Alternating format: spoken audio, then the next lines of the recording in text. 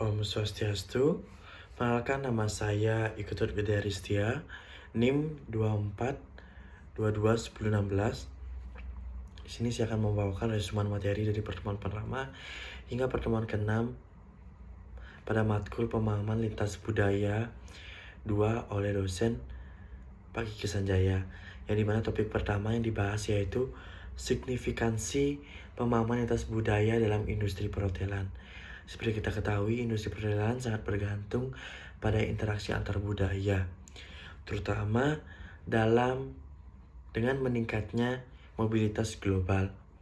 Pemahaman lintas budaya penting untuk memberikan layanan yang personal dan meningkatkan kepuasan pelanggan.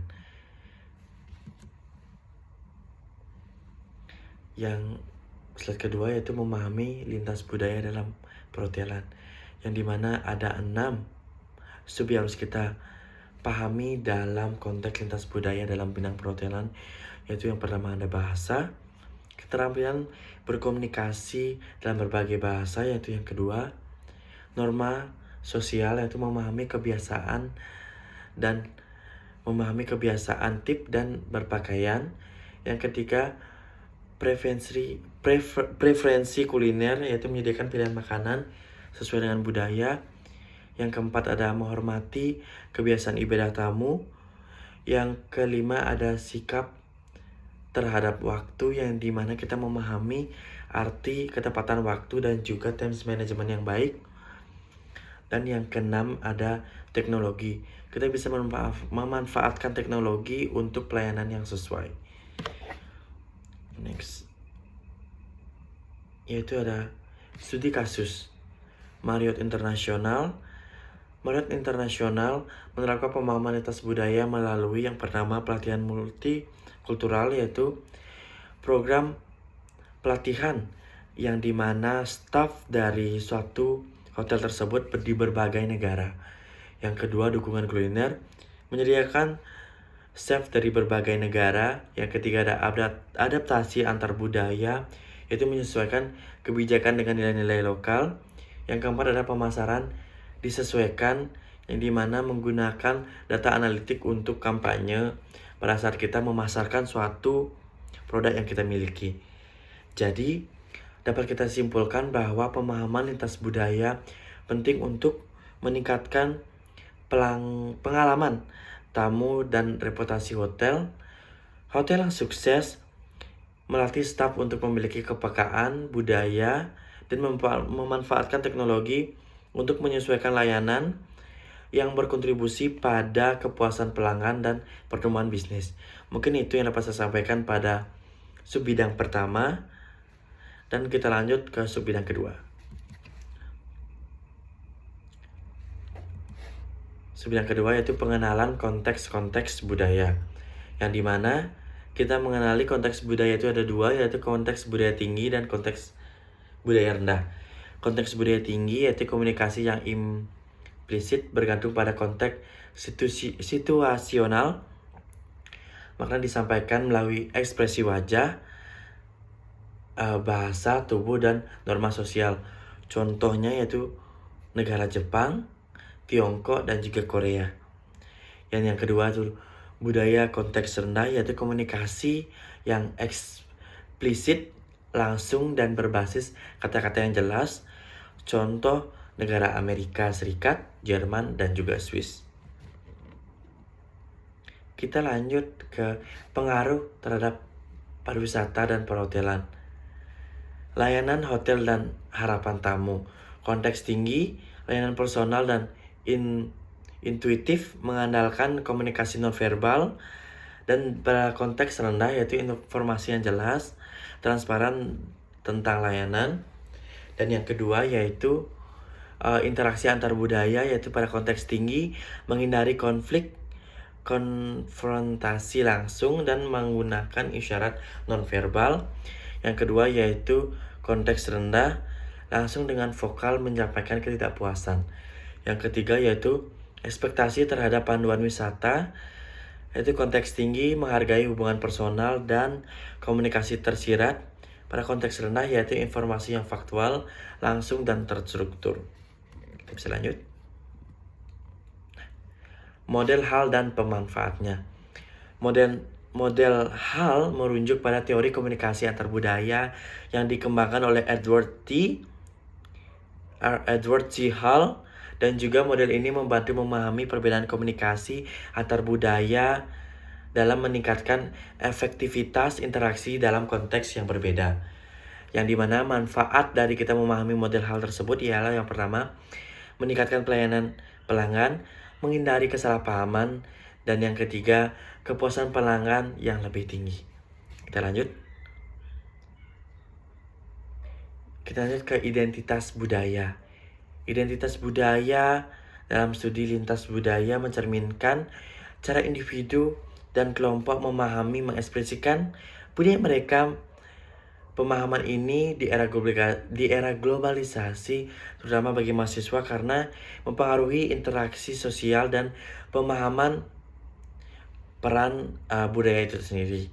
Yang dimana konteks identitas budaya, yaitu identitas budaya adalah refleksi nilai norma dan juga di setiap kelompok, termasuk agama, bahasa, adat istiadat, dan juga identitas budaya bersifat dinamis yang mempengaruhi komunikasi antara kepentingan untuk mengurangi suatu konflik dan juga kesalahpahaman. Kita lanjut ke identitas budaya. Makna identitas budaya bagi mahasiswa yaitu membantu adaptasi lingkungan yang multikultural dan juga meningkatkan kompetensi komunikasi dan berpikiran kritis untuk mempersiapkan karir di dunia kerja global yang mementingkan identitas budaya itu tersendiri. Dan juga strategi dan juga saya akan menjelaskan strategi mempelajari identitas budaya, yaitu yang pertama melalui pendidikan identitas budaya, program pembelajaran mahasiswa terhadap interaksi sosial dalam kelompok multikultural, memanfaatkan teknologi seperti media sosial dan juga buku-buku yang ada. Kita lanjut ke studi kasus tentang identitas budaya, yaitu studi kasus kondisi terkini yaitu tantangan imigran dalam mempertahankan identitas asli sambil beradaptasi dengan budaya baru serta pengaruh globalisasi terhadap budaya lokal dan fenomena culture apportion, yang dimana dapat kesimpulan pemahaman lintas budaya sangat penting bagi mahasiswa di era globalisasi untuk memperluas wawasan dan sukses di karir global, pendidikan, interaksi sosial, dan juga berperan besar dalam pengembangan pemahaman identitas budaya itu sendiri. Ya, jadi kita akan lanjut ke materi selanjutnya, yaitu pemahaman identitas budaya dalam aspek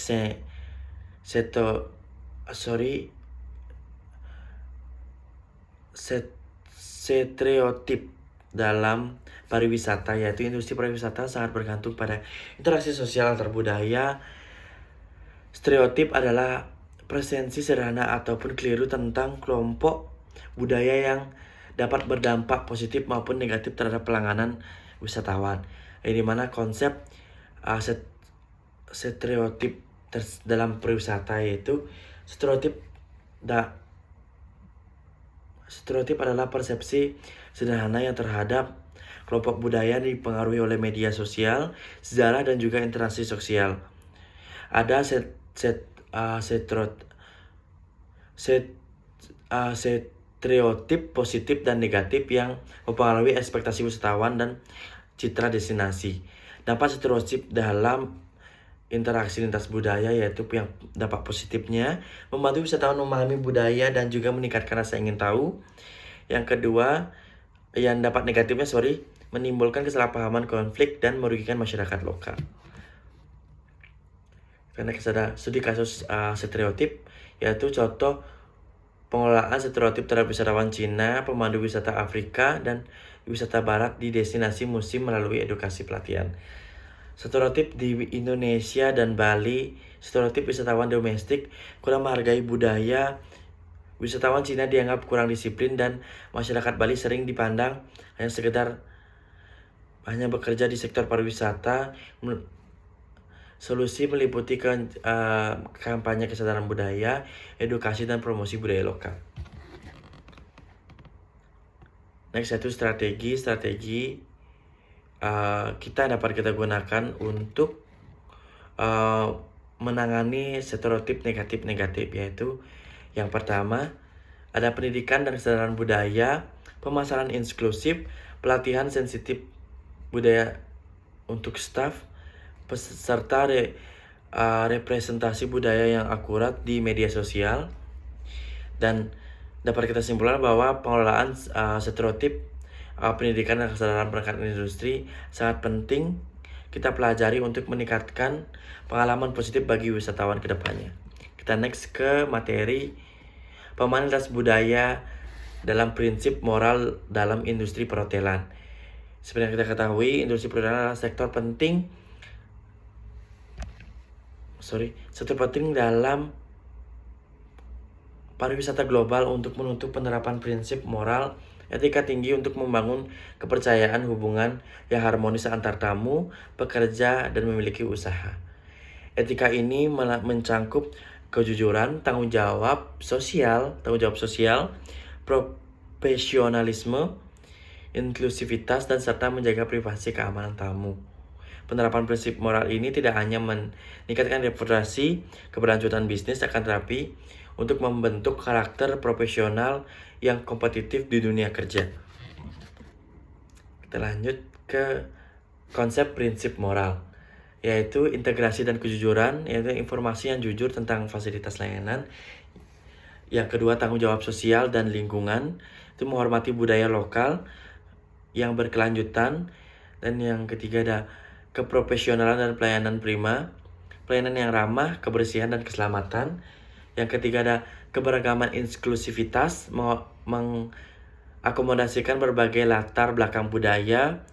Yang keempat, privasi dan keamanan, menjaga kerahasiaan dan keamanan tamu. Karena kita berpikir mengapa prinsip moral itu penting, yang dimana meningkatkan kepercayaan tamu terhadap hotel, pelanggaran etika berdampak negatif pada masyarakat, dan perbandingan moral di berbagai negara dan budaya. Regulasi ini mendukung moralitas dalam industri pariwisata. Kita lanjut ke studi kasus global dan Bali. Global, Marriott International menerapkan etika bisnis untuk layanan adil dan transparan. Di Bali, hotel menjaga budaya lokal dan kesejahteraan pekerja melalui kebijakan yang berkelanjutan. Dapat kita simpulkan bahwa penerapan prinsip moral dalam industri perhotelan menciptakan pengalaman positif dan menjaga reputasi bisnis dan mendukung keberlanjutan. Pemahaman ini penting bagi mahasiswa untuk karir profesional dan etis. Jadi, dapat kita simpulkan teman-teman bahwa kelima sub tadi yang saya jelaskan sangatlah penting kita pahami nantinya sebagai pelaku pariwisata untuk meningkatkan pelayanan pelanggan dan juga mendukung pelayanan yang berkelanjutan dan juga pembangunan berkelanjutan di bidang perhotelan. Mungkin itu saja yang dapat saya sampaikan. Sekian, terima kasih. Om Santi Santi Om.